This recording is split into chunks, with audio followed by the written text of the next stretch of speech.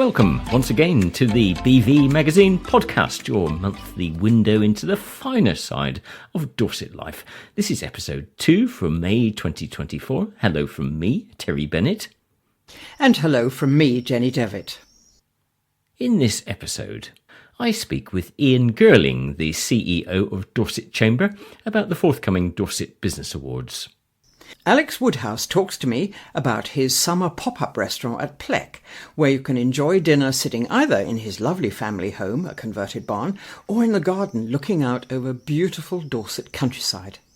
And I'll be chatting with Dick Bennet of the Sherborne Squat Thrusters, what a great name, about the benefits of regular exercise as we grow older, and the necessity to rehydrate afterwards.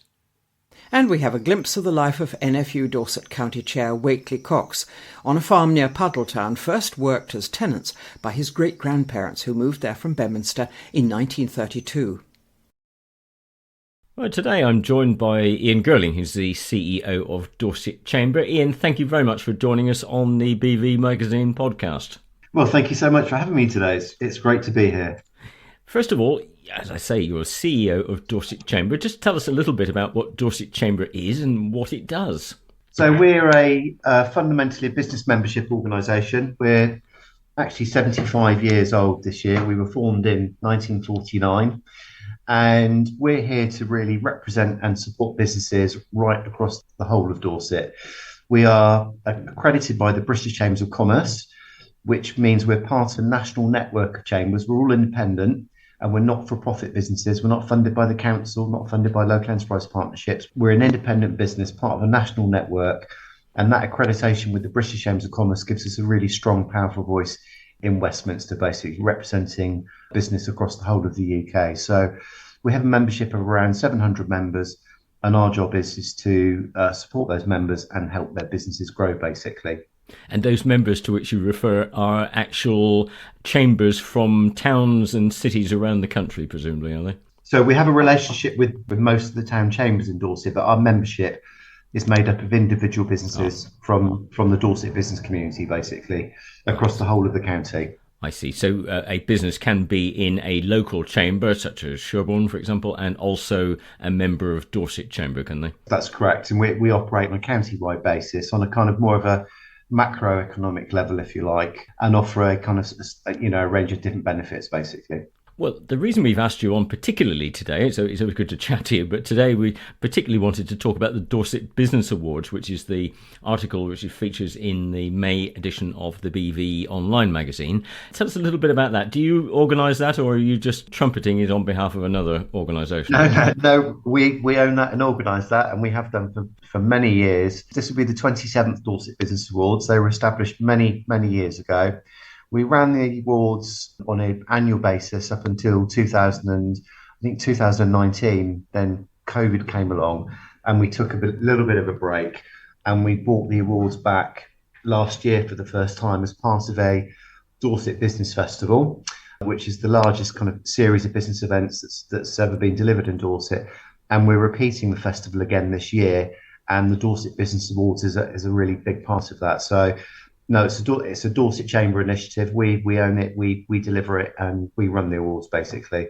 And it's a highly prestigious awards programme that's open to all businesses in Dorset to really celebrate the success and excellence of the many fantastic companies that we have here in Dorset. I was going to say to you, there's plenty of award schemes around at the moment. You don't have to look very far to find them. There's the food awards and the hotel awards and the tourism awards. What makes yours different? I suppose because it covers quite a wide range of remits, does it? So these awards are probably the longest standing business awards in Dorset, I would say. We've been delivering them for many years, as I say. They are multi-sector, as well as you've rightly said there, Terry. They celebrate business success across a whole host of categories. And, the judging bar has always been really high on these awards. So they're seen as a very prestigious award to win if you win a Dorset Business Awards, with huge kind of accolade and prestige that goes to those businesses that are winners. We have a really lovely broad range of sectors as well. So they are as inclusive as possible, those awards. But yeah, like I said, very well established and with a high bar, basically, in terms of the standard of entry that we're looking for.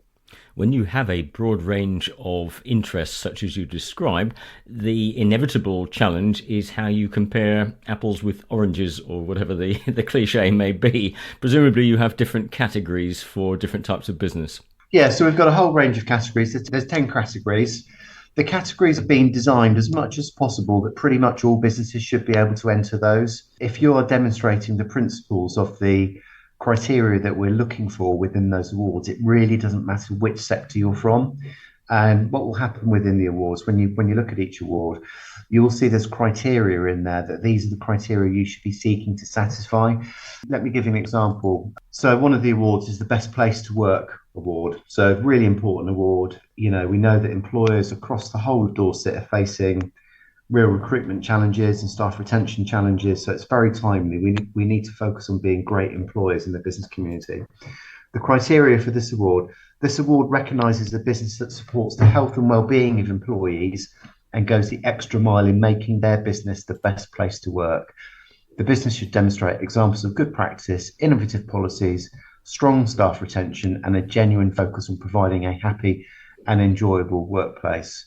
So you can see that any business, regardless of their sectors, should be really able to embrace those standards, whether that's a hospitality business or an engineering business. That's what we're looking for, is those kind of common areas of good practice, basically. Okay, so it's the quality of the management of the business and the people that work within it, rather than necessarily the product which it produces. Is that fair? Yes, that's correct. So, we're looking at awards around community partnership, so how well are businesses engaging with their wider community, and the whole festival theme is business as a force for good, so that's very topical.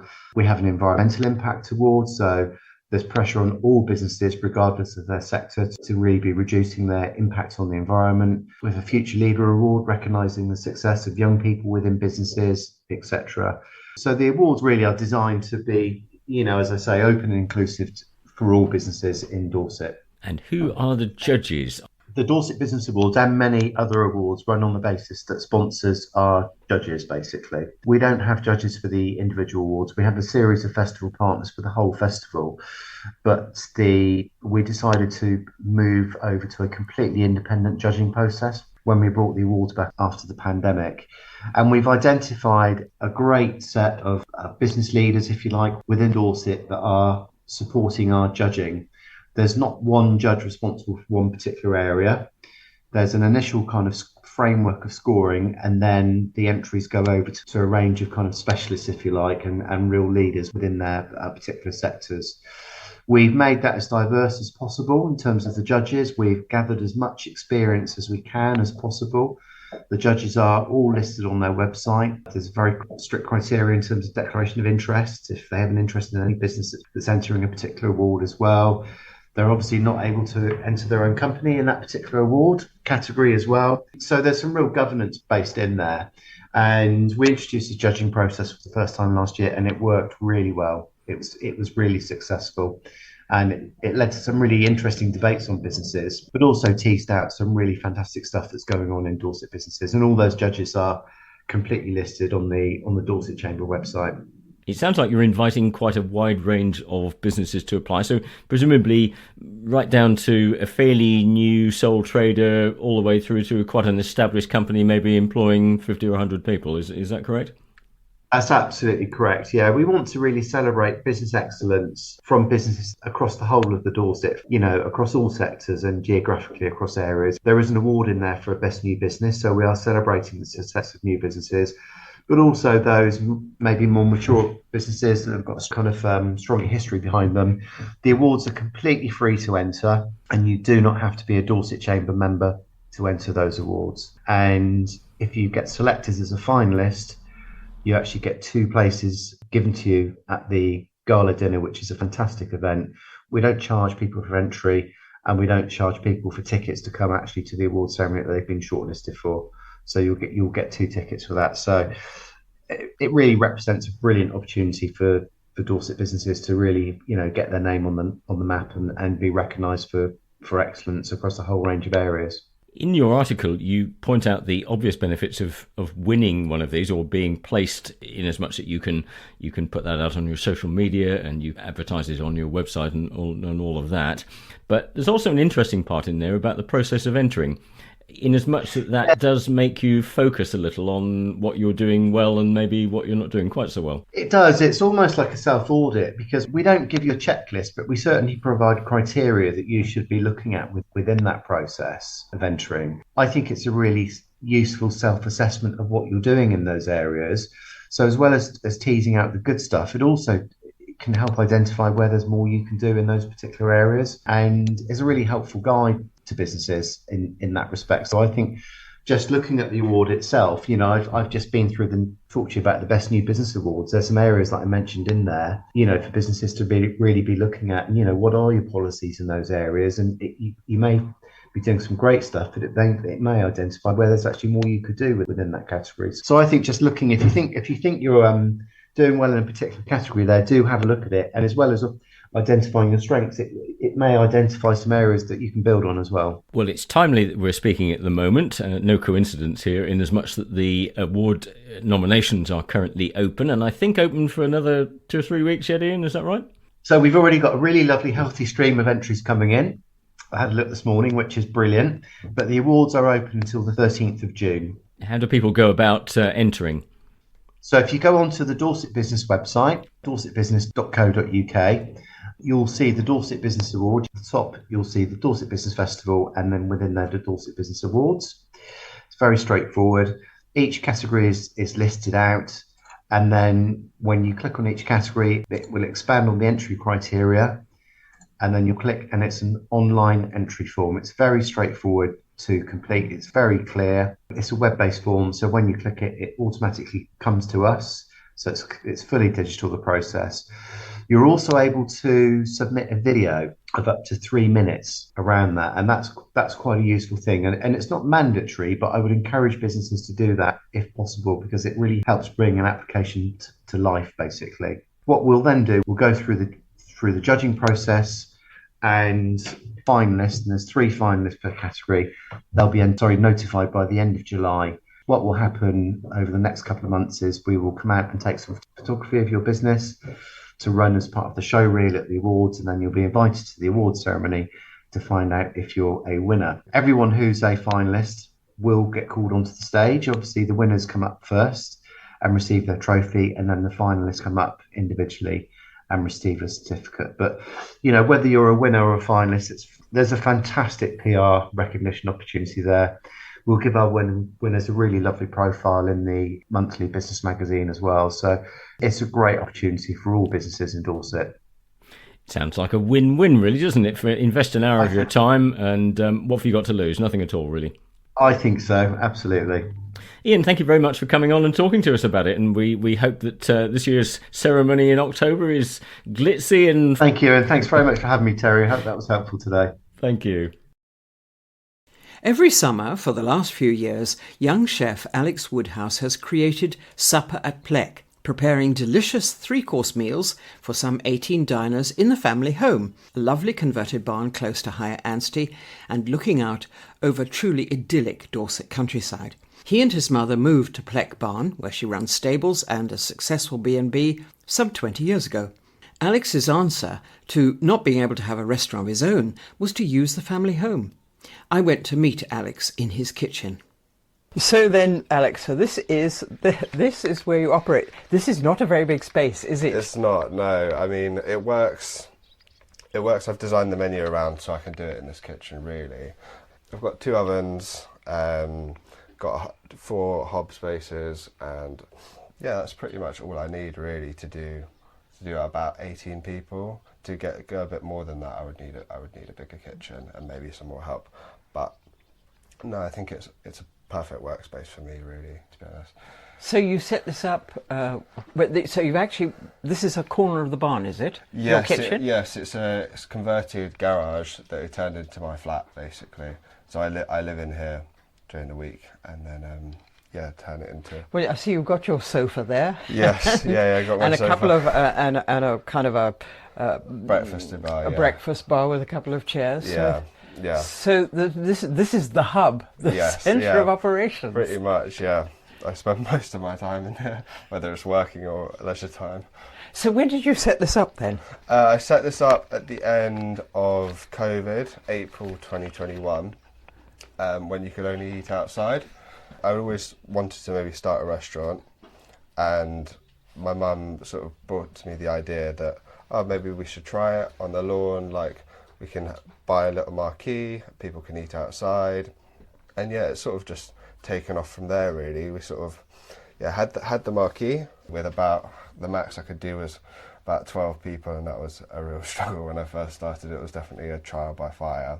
Had you ever cooked for that number of people before? No. So they were your guinea pigs, you mean? Yeah, pretty much. We had out on the livery yard there, we did like a trial run, and we gave them a free meal, and we had about. So they didn't mind being guinea pigs then? No. A free meal, very nice too. But when did you first start a love of cooking then? I assume this is not something new. I'd always kind of enjoyed cooking. I've kind of fallen into it because of this, because I couldn't afford to pay a chef, and then because of that, I've kind of developed my passion for cooking through that. Really, I sort of started with the idea of wanting to have a restaurant. Couldn't afford to pay a chef, so right, who's going to go in the kitchen? I do, and sort of developed my skills and learnt that way basically, and got more and more passionate as I've continued to do it. Have you done any chefing courses? I did. So after the first year, I did. In the April of the second year, before I started my second year, I went and did Orchards Cookery School. It's like a ski season cookery course, really, because I wanted to do that in the winter. And that definitely helped give me some inspiration and give me some like presentation skills as well, because I think they were definitely lacking, and sort of how to do a bit higher end food than I was doing before, because when I first started, it was a bit like burgers and chips and shepherd's pie, which is nothing wrong with that, but I sort of maybe wanted to push a bit beyond that really, and what I could put out. And be a bit more sophisticated. Yes, you mean? Yeah. So what sort of standard do you think you're at? What level do you think you're at now? I think I'm at restaurant quality food. Yeah, I think like we operate a sort of a bit of a casual basis, so I charge a bit less than what you would find in a restaurant, which I think draws people in. And you operate a system, I gather, where you have a 3-course. Yes. Not quite set meal, but you have a very limited choice. Yes. The reason I decided that was because of the first year when I had lots of different variety of things. Which just made it impossible when I had to do 4 different types of potato for 4 different meals. And just you doing the cooking. Yeah. no sous chef. Yeah. Then. Well, not at that stage. No, not at all. So I kind of decided to strip the menu back a bit, have everyone have the same potatoes and vegetables, and just do separate meat, fish, and vegetarian option for the main course. And that's made me be able to improve the quality of it a lot more if I don't have to worry about all the extra sides and everything. I think it works really well. And I gather that you operate a bring your own bottle system. We do, yeah. That must be popular. It's very popular, yeah. I mean, I've considered many times, people have also suggested, maybe you should have some wine that you can then keep over and sell to people that run out or anything. But I don't know, at the end of the day, I think people want to bring some really nice champagne and not having to pay £80 for a bottle. I think this is the perfect place to come, really, because you still get the nice meal as well, but you don't have to pay. And of course, if you are supplying the wine, then you've got a storage issue, haven't you? Storage issue, staffing issue, got to have someone trained to do it, got to have all this extra work, and I don't think I'd actually really it would make a difference to my bottom line, really. So this is year 3, is that 4. right? Year 4. Yes. And you just run it from which month to? I run it from May to the end of September. Right, when the nights start to get a wee bit Yes, too chilly to sit out in the garden. Yeah. But so there's the option of sitting in the garden if the weather's right, and yes, if it's yeah, not raining as it Yes. has been doing, or in the barn itself. Yeah, in the barn itself. I think both spaces are really nice for people to come to. So, Alex, while you're doing the chefing, the slaving away here over a hot stove, who is doing the waitressing for you? I've got a few girls. My main one is Ellie. She started working for my mum on the yard, and then I offered her some work last year. And yeah, she's really stepped up, and she's really good at what she does now. We've also taken on a little girl, Faye. She's quite young, but she's one of the most determined teenagers I've ever seen. And yeah, Ellie's She'll be in here helping you cook soon. Yeah, Ellie's also really stepped up and guided her and helped her when she's come into it. And so, Alex, you could do 18 covers, is that 18, it? yes, yeah. That's sort of my maximum of where I'm like keeping the quality as good as I want it to be. And a set price? Yes, yeah, £30 a head for 3 Which courses. these days sounds very reasonable. Yes, I like to think so. So you like people to order in advance so that you can just get the food, the ingredients? Get the food. It saves on wastage. It saves me money. People, know what they have coming to have in advance. So they look at the menu online, do they? Yes, they look at the menu online on Facebook. If they ring me or something and book, I'll send it to them. They just text me or ring me the day before, and then I'll go out in the morning and go shopping for the food on the morning of. So you do the shopping, the cooking? Yeah. Who does the washing up? I do as well. The girls help out a bit. So you have a very busy few summer months then, don't you? It's good busy though. It's good. It's like to keep busy, and it's very engaging, and it's very driving, especially when I go out and talk to everyone at the end of the night, which I always like to do. Just go and see how everyone's night is, and make a sort of add a personal touch to it really. And you get lots of good, polite feedback, do you? I do. Yeah, I've had a couple of people, but everyone's always so lovely when I go out at the end of the night. Well, you as a general rule, you can't please everyone all the time, can you? No, but 99.9% of people I've come out have been absolutely lovely. And Alex, is the word getting out then? Yes, I like to think so. I mean, I've met a few people in and around and about the local towns, and they saw someone in Tesco last year when I was doing my shopping. I was like, "Oh, what are you shopping for?" I was like, "Oh, I'm shopping for my restaurant that I run." And then he was like, "Oh, what's it called?" And I was like, "Oh, it's called Supper at Pleck." And he was like, "Oh, I've heard about that. I've seen that on Facebook." So, yeah, that's quite a nice thing to be able to, see. So are you relying on word of mouth as your word of mouth, and we post in all the local Facebook groups, all the local villages to sort of promote that, and then word of mouth as well. And people coming from far and wide now, or is it still mostly very local? Yeah, we've had people coming from Poole and Bournemouth, which is about an hour away from us. Yeah, we got all sorts from around really. Of course, the setting is fabulous. Yeah. But let's go and have a look. Show me the actual, because we see the garden, and this is the most beautiful location. Thank you. I mean, how lovely to be able to do something that you want to do, and you've wanted to do for a long time, from home in quite such a lovely spot. I mean, looking out just at the fields and the woods and just the sound of the birds. Yeah, it's lovely, isn't it? It makes you feel very much in nature. We occasionally have the horses out in that paddock over there, so people can watch the horses while they eat. And the horses can watch them eating. Yeah.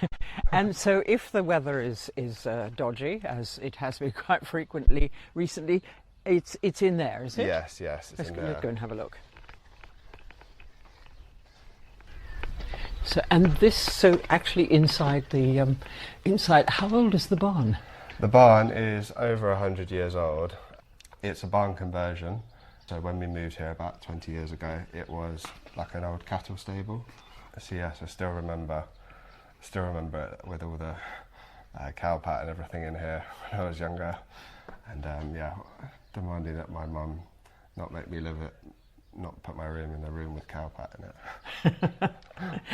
Yes, it's a far cry. Certainly no signs of cow pats on these floors now.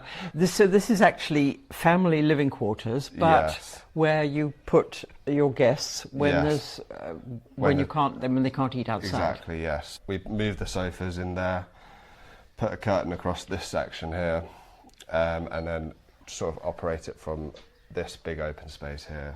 So the central part of the barn then, Yes. this is your dining area. Yes. And how many tables can you get in here then? I've got 6 in here before, which, yeah, with 18 people. I thought it was going to be more cramped than it was, but no, it actually worked really well. And it looked almost, very restaurant-like, which was really nice to see. With what? With white linen? Do you go for the Yes, white yeah. linen tablecloths? We do, yes, yeah. I didn't when I first started, but I think as I pushed on and slowly put my prices up as well, I thought, yeah, it's an extra nice touch to put that on there. Definitely. It's a combination between sophisticated and rustic. Yes, exactly. That's what I like to think. Very nice too. And do your waitresses have to wear pinafores or aprons? It's just, yeah, black shirt and trousers. Classic clean look for waitresses and stuff these days. Absolutely. So if it's pouring with rain, which let's hope it won't be, Yeah. your guests can sit here at their tables and just look out at it and look out at the view. Yeah, exactly. And maybe see the swallows diving past as they're doing now. Yeah. And it's just lovely. But you have to, in order to, I see there's a curtain across a doorway there. That's not the way through to your kitchen, is it? It is. That's So the way you through can to. come through there. That's the way through to the B&B kitchen, not my personal kitchen that I use. My flat and my kitchen is completely separated from the rest of the house. So, Alex, where do you see yourself going from here? I mean, if this proves to be an even greater success and you run out of space, Yeah. what will you do? Well, yes, I'd like to make it into a bigger space, maybe put some more tables in there, or... Turf the family out, you mean? Yeah, maybe. Or, yeah, the idea was to maybe put a big building in one of the fields over there. Yeah, convert that into a restaurant, really, because I think it would be up on the hill over there. The views would be even better than what they are currently now. Yeah, I think it would work. Sounds like the sky's the limit then, Alex. Yes, let's hope so. Are you finding that as you're getting more popular, people having to book far in advance or not? Yes, yeah. I've got people at the moment booking for September and August, so... Oh, we better hurry up then if we want to come and eat here then, hadn't we? You're clearly going to be a very popular chef. Thank you very much. But as much as anything, I guess it's the location, isn't it? Yes, yeah. I think that's what really sells it, to be honest. I think my food's good, and I like that, but yeah, that view out there is something special. Chef Alex Woodhouse talking to me in his home at Pleck about his special summer suppers. We wish him every success with his enterprise. Today I'm with Dick Bennet, no relation. Dick, you are a member of the Sherborne Squat Thrusting gang. I'm sure I haven't got the name strictly correct there. What actually is the Sherborne Squat Thrusters all about? It's a keep fit group, essentially, and social club, really, in a way nowadays. We meet on a Thursday night and we do keep fit sort of things, and then we meet on other occasions doing other sort of things. Been a group that's been together as a bunch for a long time now. And the whole reason for the article in the May edition of the BV magazine is that you are celebrating 50 years, and I believe the organisation was set up by Alan Fall, who used to be the head of physical education at the old St Oldham School. That's correct, yes, and that's it's right. still going. I mean, what actually is squat thrusting then? Well, squat thrust it's one of the exercises we do. When we left the control of the local authority, of course they shut the thing down, we were looking for a name, and of course we were sat in a pub on Dartmoor, and you know how it goes, and thinking of names that we could use, and the name squatthrust.com appeared, and it kind of stuck, you know. So that's what we call ourselves. It's nothing more complicated than that. Well, that's fair enough. But tell us a little bit about what happens at this group. You meet every Thursday at the Griffin. That's right. Is it effectively circuit training? Is that the main? Yeah, it is. Thrust of it? It's circuit training. By any other name, it's circuit training. In the past, has been highly structured circuit training. Very much. You do 30 seconds of this and 30 seconds of that, and so on and so forth. But over the years, it became a little more challenging and so on. So it's become a lot more relaxed now.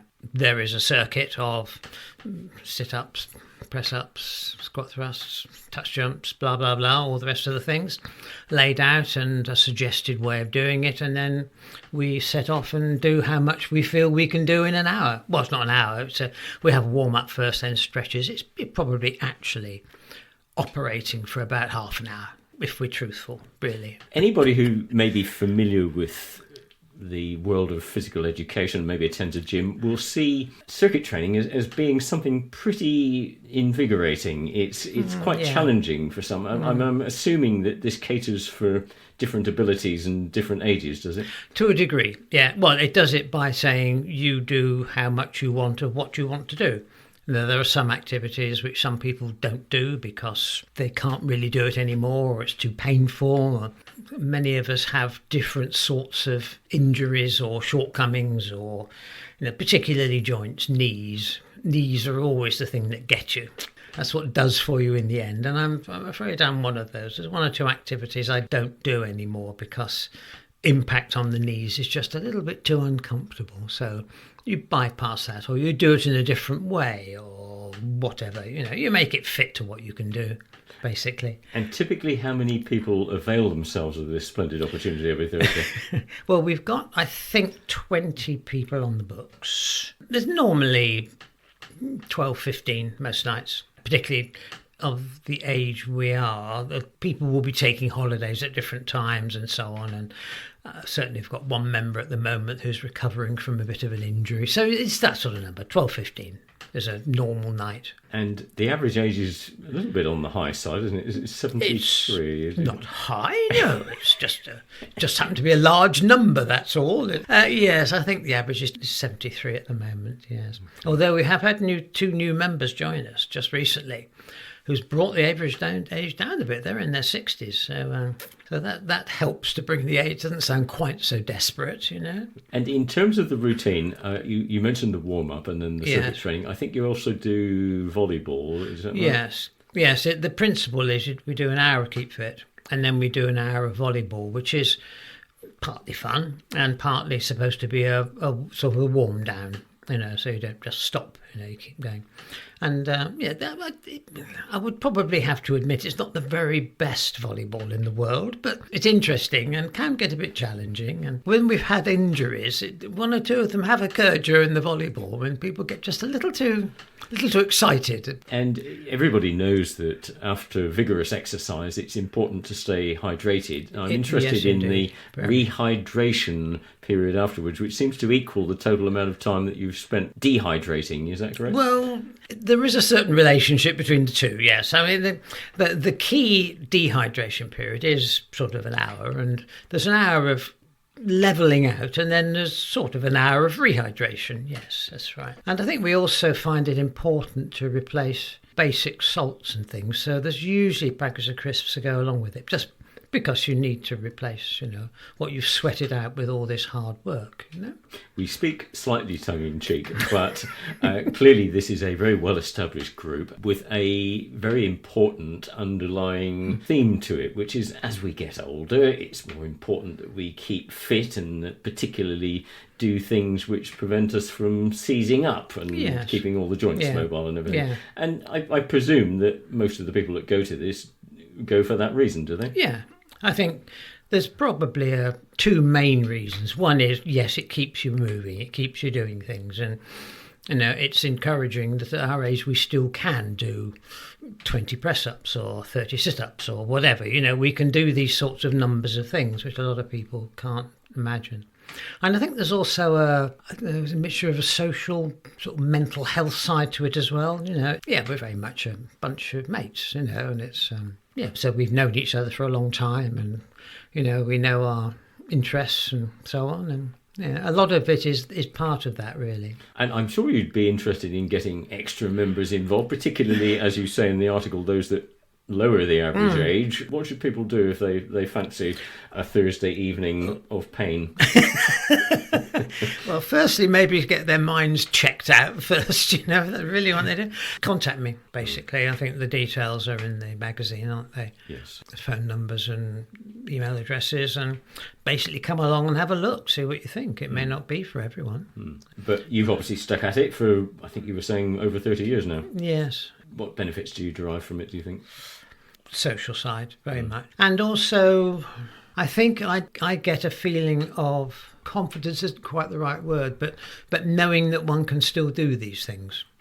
You know, a feeling of, self-assurance, I suppose, that I can still do these things. I suppose I'd have to admit I'm not doing it quite as well as, or quite as vigorously as one did 30 years ago, but, you still can do it. And my son actually came along to one session. He was across with us for a couple of days, and he came down and he was actually really quite impressed. He said, I didn't realise you're doing all this, and doing tri-dips on a bench and stuff, like that, and we just take it for granted. But of course, a lot of people can't do that sort of thing. We may be kidding ourselves, but we feel if you took an average bunch of late 60s, 70-year-old people, I don't know that their general fitness level would, or even health level, would be as good as ours is. We have had illness, but we don't seem to have the kind of level of illness and sickness and so on that others in our age group do. Now, that may just be wishful thinking. We can justify the pain by thinking it's doing us good. But I feel somehow that we're cheating age a bit. Well, the benefits of exercise to all age groups are very well documented, of course, so I'm sure you are feeling the upside of that anyway. So, Thursday nights at the Griffin School. At the Griffin Just School. show up or just... show up, yeah. 8 o'clock. 8 o'clock. 8 o'clock, turn up, and we will welcome you with open arms. Splendid. Dick, we wish the group continued success, and thank you for coming and telling us about it. Thank you for giving us the time to do so. NFU Dorset County Chair Wakely Cox has farming in his blood. He's followed in the footsteps of his parents and grandparents and great-grandparents, who moved to their farm near Puddletown from Bedminster back in 1932. Back then, they were tenant farmers, but later the family were able to buy the farm. Farming there before the last war was a far cry from the way things are now. Times were completely different than they are now, but I guess it would have been a struggle for them to do it with the state farming was in at the time, and then I suppose they had good times afterwards that helped them on with the war and everything else. I suppose that helped them to a little bit. They wanted food and everything, didn't they? So I suppose that helped the farming cycle a bit, but that's before my time, so I'm not going to get a sure about all those bits. Do you sometimes wonder what it would have been like to farm back then? Yes, I do wonder. I don't know. I guess there were still the same challenges. There wouldn't have been the technology, obviously, that we have now.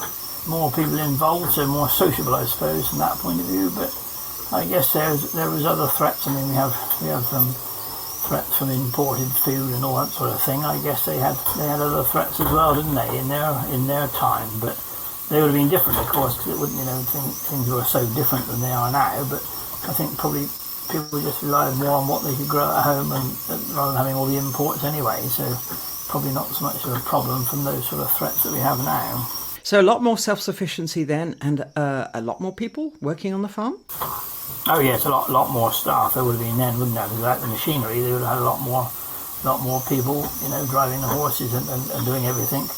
And even with machinery in the early days, I mean, now we've got massive machinery. In the early days, there was only small tractors and small ploughs and small equipment, and still a lot of staff doing things. Whereas now it's much more one man and a big machine, and they get on with it on their own all day and don't see anybody else until they get home at night, isn't it? So it's completely different than it was. A very lonely existence farming now, for farm workers compared with what it used to be. But I know they've got the mobile phone and all the rest of it, but it's not quite the same as having a chat to somebody in face-to-face conversation with somebody over with sandwiches and a cup of coffee is on the computer.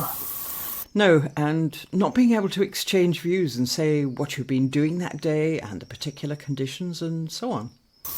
Yeah, I think so. I think that's where we've lost the social bit, the work side of it is being lost because you don't have that same communication and I don't say not the same care. That's not the right word, but it's so different than it was. And years ago it was 2 or 3 of you in a field or nearby or something. You'd have a chat about that field is ploughed up nicely, or that one isn't so good, and need to do a bit of something different out in the middle of there. Well, now it's just one big machine and it goes through it and it's done the job. If you haven't done it quite right, well, there isn't another machine to go and do it, or you haven't got time to go and do it. So it's a case of make do as best you can sometimes, which is perhaps not quite right like it used to be, but I suppose I hark back to the old days, and it was, I'm saying not more fun by any means, but more fun socially, more people to chat to and do things with. So that was a nice bit. Perhaps when you used to stop for your tea break or your breakfast or lunch or whatever, and a group of you were sat there and you all got out your tractors and sat beside the wheel, then to get into the wheel on a sunny day.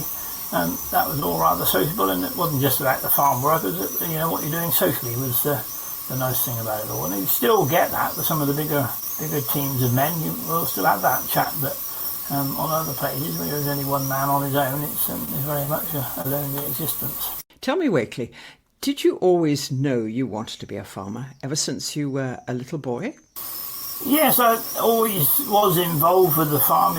Come back as a baby, a boy, whatever, a youngster, involved in the farm, and come out from school farming, and always did. I don't think there was anything else I really wanted to do.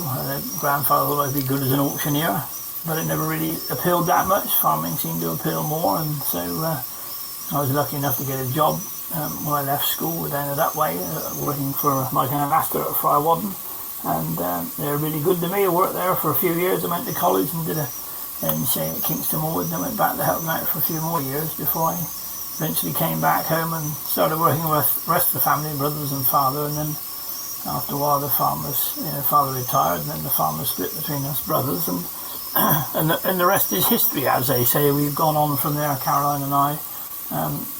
Went in partnership when we split up in 1988. I think that's when we split the partnership, and we started farming in our own life and managed to rent a bit more and buy a bit more and just keep going and gradually get bigger and do more and have more headaches and everything else that goes with it, I guess. What are your best memories of growing up on the farm? That's a good one. Now I always remember we used to, at the dairy, we used to have the older breast parlour, of course, and we used to have to carry the bags of feed in and tip in the hoppers, and we used to mill some of the corn ourselves, the old roller mill. We used to load the corn on the trailers and take it up to the dairy and carry the bags around. I always remember some of the men, a couple of men used to do it, and play around with a bit of fun, and that we'd play around and they'd go to grab hold of the bag and they'd grab hold of your leg instead and try to lift you up and take you on, but things like that, I suppose that was the fun bits. Other bits, I suppose, as I got older, driving a tractor with no cab and all that sort of thing was quite a thing. You look back at it now, what we used to do is, be frowned on now, certainly what we did in those days, and they were good times, enjoyable times as well, and the same way as I find what I do now, most of the time enjoyable. Yes, there's odd bits not be enjoyable, but most of the time it's fun and enjoyable, and life is what you make it.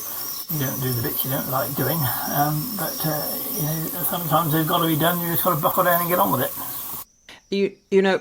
Smells can be very evocative, can't they? And of course, a farm produces lots of smells, the not so pleasant and the pleasant. What do you like? I suppose one of the ones is always the fresh cut grass. When we're mowing, that's always a nice one. Or turning over the soil when you're ploughing. Cultivating fresh turned damp soil is a lovely smell, I always think. And I always find the sheep smell, the smell of wool when you're shearing, the grease and the lanolin and that,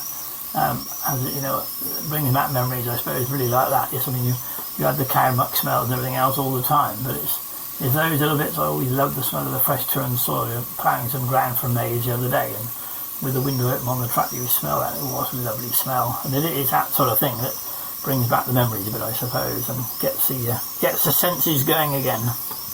I'm thinking that since you're currently chair of NFU Dorset, you must be busier than ever? Well, no, not too bad really. NFU is not as busy as it used to be years ago, because like everything like this, so much things get done on computer now. There's nothing like as many meetings in person as there was, but we still do have meetings, and some of them are out the county, and literally one this month, June, is in Stoneleigh, so that's 2 days off farm if like time we get there and get back again. And another one at Bristol coming up later in the month. So there's bits going on, but it's not as like it used to be a few years ago when you had loads of meetings all the time. So, but there's quite a lot that gets done on computers. I say lots of emails to the read that keep you updated, and always phone calls if you want to. But the NFU can do as much or as little as you like. You're not pushed into being, this is a job, you have to do it. If you can't fit it in, like occasionally I haven't been able to go to meetings, I've been doing other things, farm related or family related, so you just send your apologies or get somebody else to go for you. So it is busy, but then life with us is generally pretty busy anyway. Is it something you enjoy doing, having the opportunity to go and meet farmers in other parts of the country? Yes, I do, and I suppose the thing is, because I'm farming and they're farming, you're talking with like-minded people, and I enjoy that. Yes, I enjoy getting off the farm. It broadens your horizon somewhat. It makes you realise what other people are doing, whether that be good or bad, what impact the weather's having on them, all those sorts of things. So without actually going and seeing people or talking to them, you don't actually know that, the media will always paint a good picture or a bad picture. They want bad press, whichever they want to do. There's nothing like speaking to the person on the ground as such that can give you all the details. So I always think it's important to get off farm and see what's going on and meet others with, in like-minded jobs. Equally as much, it's nice to meet people that are not doing the same thing as you are, not farmers, in other industries and occupations, and just hear what they're doing and get a bit of an overview of what they are, because you can certainly at times get into a very one-track sort of way of you're the only one doing this sort of thing, and it's nice just to broaden one's horizon somewhat. Now, I know you're also chair of the Poole Harbour Agricultural Group, and I imagine that this presents the kind of challenge that you enjoy, that you seem to me to be the kind of person who's prepared to stick their neck out for other farmers and for what you believe in. Yes, I guess that's why I got the job as chair of the Poole Harbour Poole Harbour Committee.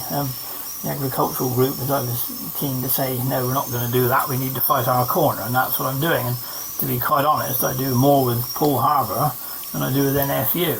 But of course it's both linked, because we're fighting the corner for the farmers, trying to find out what we're all doing. So it is interconnected, although the Poole Harbour thing is separate from the NFU in that respect. But yes, I'm quite happy to argue with the Environmental Agency or a minister or whoever else wishes to come. We've had quite a lot of ministers here at the farm, and people from DEFRA, really give them our point of view on what we think we're doing and what we think is being done wrong and all that sort of thing, and the computer tools and the whole lot of it. So quite happy to try and get a level playing field for us all. Not easy, but trying to do what we can for the farming community in the Poole Harbour catchment, and that's quite a big catchment as well. So, and it's ongoing. It's not going to be resolved overnight. It's a long-term thing, but at least things are heading in the right direction. But if we hadn't stood up and against the Environmental Agency and DEFRA and everything and Natural England, we could well be in a completely different situation we are at the moment. So good that there's a few of us who are keen to fight our corner and keep fighting it, really. So yeah. Do you think, Wakely, that farmers are often wrongly perceived by the public and authority and get a raw deal? Some and some. Some of the public are really behind farmers and what they do, and some are out and out against farmers, whatever it might be. Some of that can just be because they want to walk a footpath and they can't. Some of it because they're vegans or vegetarians or whatever else. They don't like what we're doing with livestock. It can be a whole multitude of things, but I think the main thing is whatever it might be, the green and pleasant lands that we have in England, a lot of that is managed by farmers.